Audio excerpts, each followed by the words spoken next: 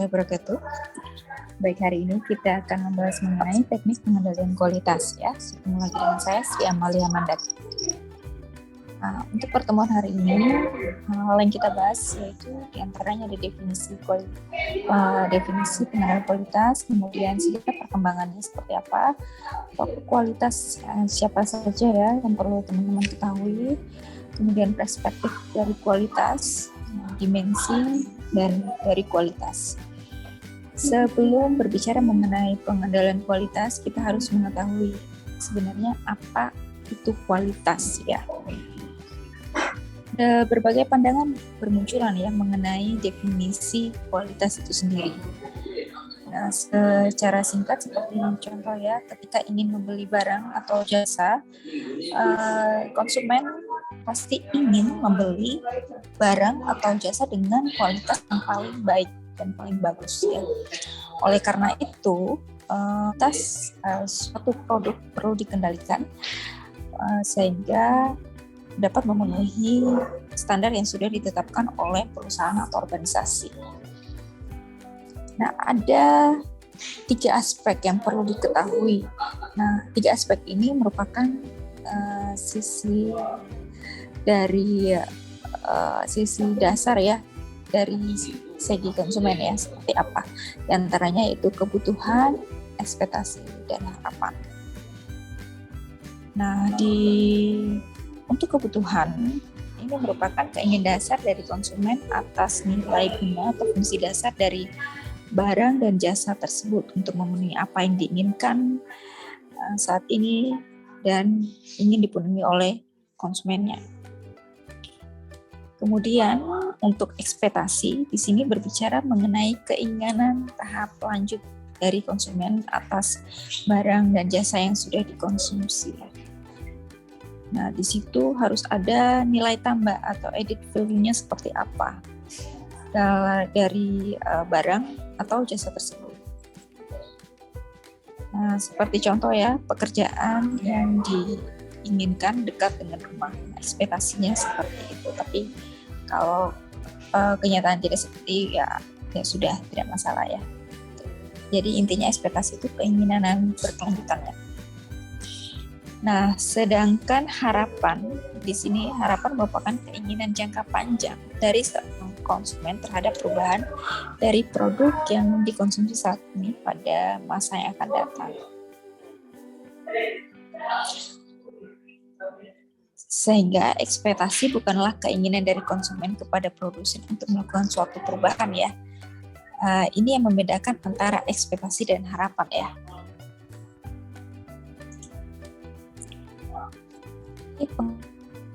Dari kualitas menurut Kotler 1997 yaitu seluruh ciri serta sifat suatu produk atau pelayanan yang berpengaruh pada kemampuan untuk memuaskan kebutuhan yang dinyatakan atau yang tersirat. Nah, tadi merupakan 3 aspek dari sisi konsumen. Nah, berikut ini merupakan 2 aspek dari sisi produsen. Ya.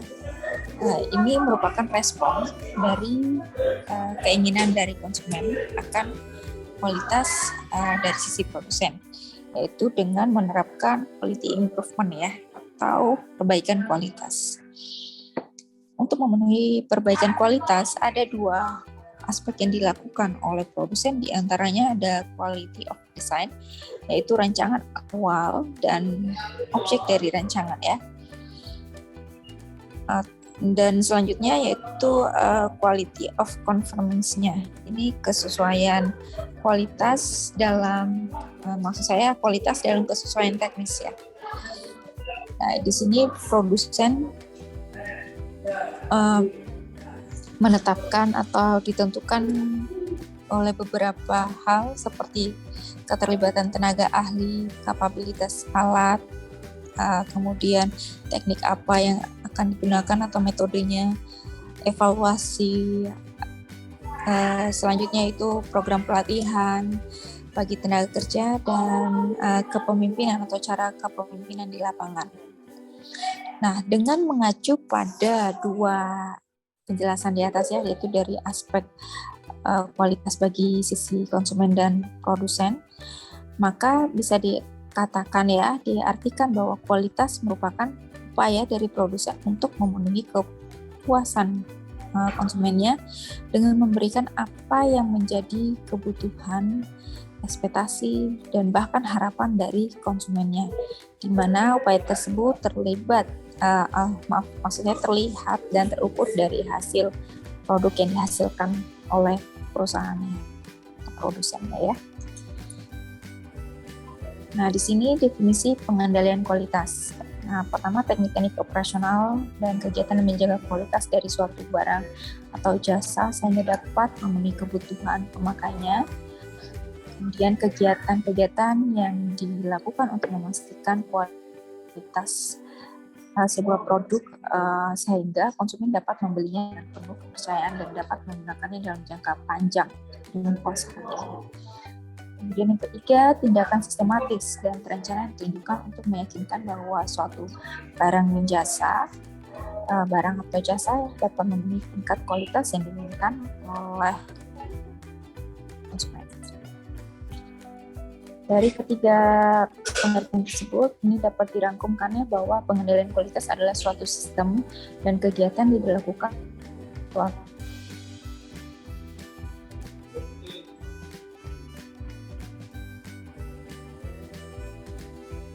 dengan spesifikasi yang direncanakan mulai dari kualitas bahan, kualitas proses produksi, kualitas pengolahan,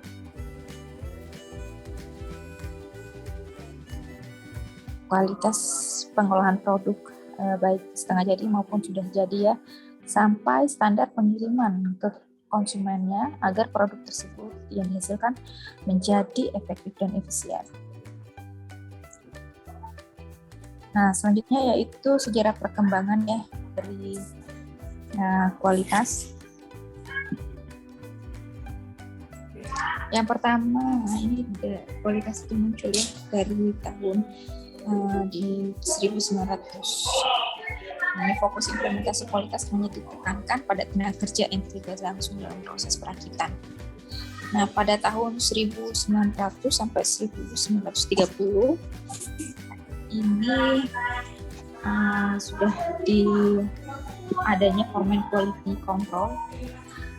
Kemudian pada tahun 1920 hingga 1940, di sini ada zamannya inspeksi quality control ya.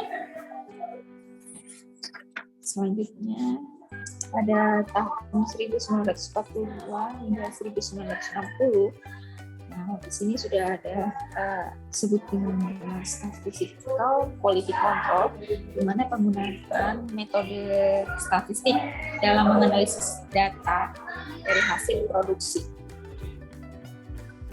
Kemudian pada tahun 1960-an sampai 1980, nah ini sudah diterapkannya quality assurance ya. Nah, quality assurance itu apa? Atau biasa disebut dengan QA. Nah, itu merupakan jaminan mutu ya. Jadi berbeda quality assurance dengan juga quality control. Kalau quality assurance itu jaminan mutu, nah sedangkan quality control itu pengendalian mutu ya, pengendalian kualitas. Di dalam quality assurance itu terdapat diperlukannya perencanaan, kemudian pengadaan, transportasi, penyimpanan, dan sebagainya, itu di semua departemen ya. Nah, dan munculnya quality assurance merupakan awal dari total quality control. Ini pada tahun 1980 hingga 2000-an ya. Quality control, total quality control. Nah, kemudian akan berdampak pada total quality management ya. Nah, apa itu total quality management? Itu merupakan pengembangan dari konsep manajemen kualitas. Dan saat ini implementasi kualitas dan standarisasi kualitas telah banyak pada lintas industri ya. Tidak hanya industri manufaktur, melainkan juga digunakan dalam industri jasa. Ini tokoh-tokoh yang perlu teman-teman ketahui ya dalam tokoh kualitas, yang diantaranya ada Genichi Taguchi ya, Nariaki Kano, kemudian juga Robert S. Kaplan, Edward Deming, Walter A. Seward, kemudian Shigeo Shindo. Nah, nanti teman-teman akan tidak asing dan akan bertemu lagi dengan para tokoh-tokoh ini dengan metode-metodenya yang mereka temukan ya di pertemuan-pertemuan kita selanjutnya. Dan tokoh-tokoh ini juga memiliki andil terhadap lahirnya filosofi, metode, dan implementasi kualitas serta aplikasi kualitas pada organisasi dan perusahaan saat ini. Nah, ini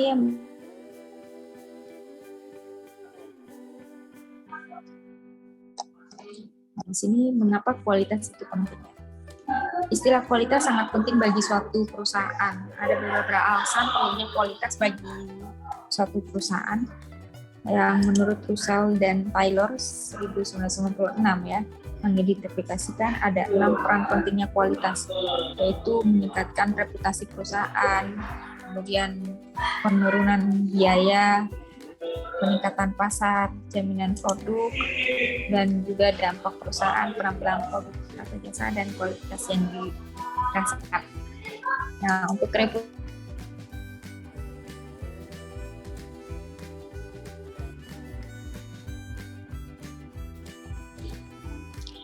reputasi perusahaan ini perusahaan yang telah menghasilkan suatu produk atau jasa yang berkualitas akan mendapatkan predikat sebagai perusahaan yang mengutamakan kualitas ya. Oleh karena itu perusahaan tersebut akan dikenal oleh masyarakat luas dan mendapatkan nilai lebih di mata masyarakat. Nah, selanjutnya untuk penurunan biaya, ini merupakan hal yang sangat penting ya, karena menghasilkan produk atau jasa yang berkualitas, perusahaan atau organisasi tidak perlu mengeluarkan biaya tinggi. Ini perlunya kualitas perusahaan. Selanjutnya itu peningkatan pasar. Mangsa pasar akan meningkat ya bila minimasi biaya tercapai karena organisasi atau perusahaan dapat menekan harga, kemudian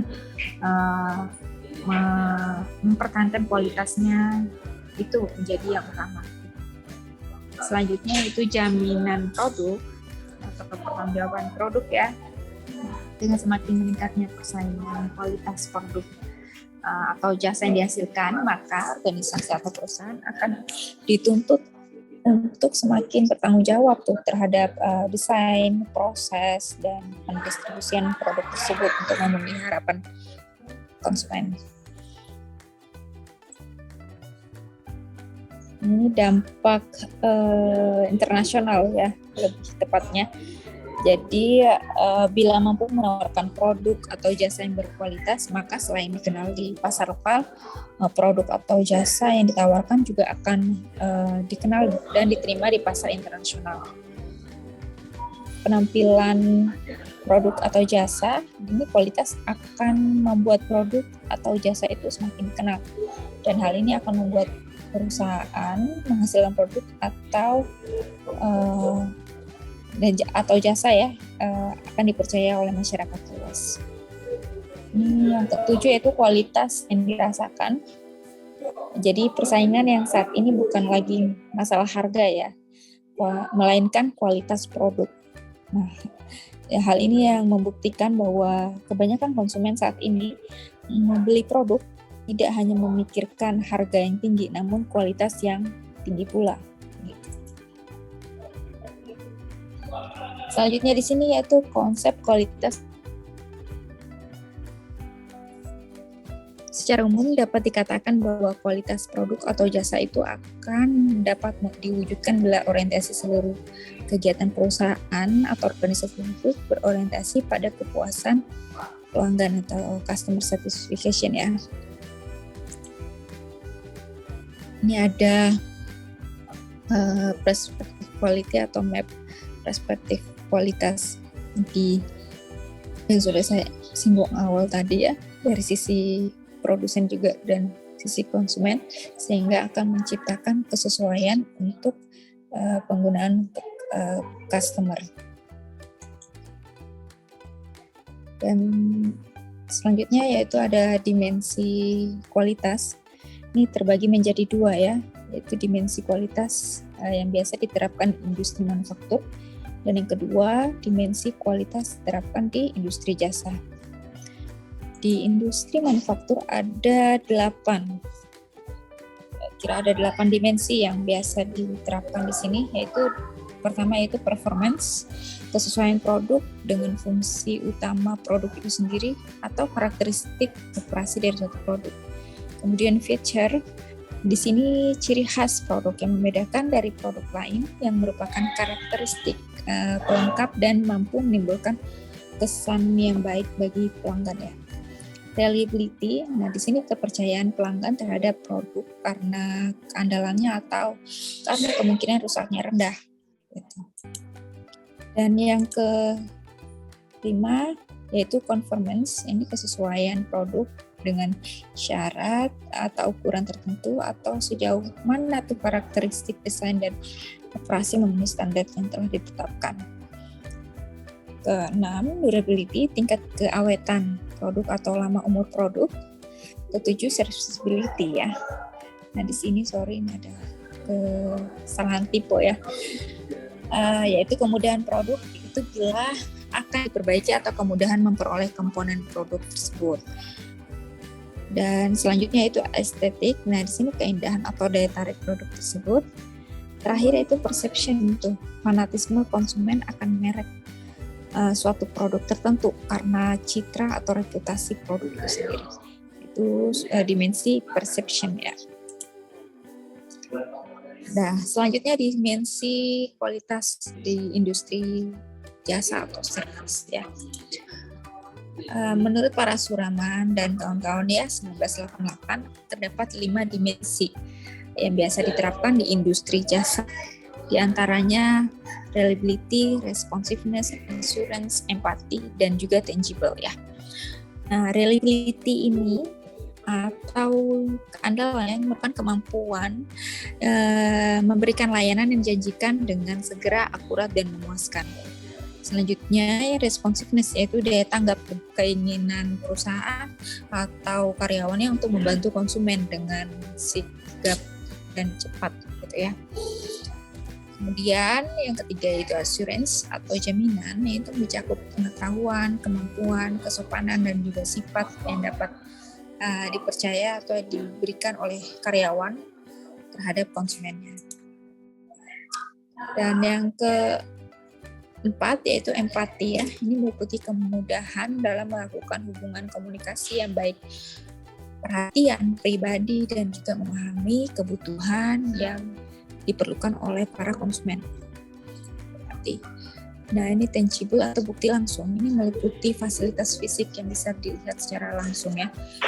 Di antaranya itu perlengkapan atau penampilan karyawan, kemudian sarana komunikasi, fasilitas yang ada di tempat atau di tempat saja dirasakan secara langsung oleh konsumen.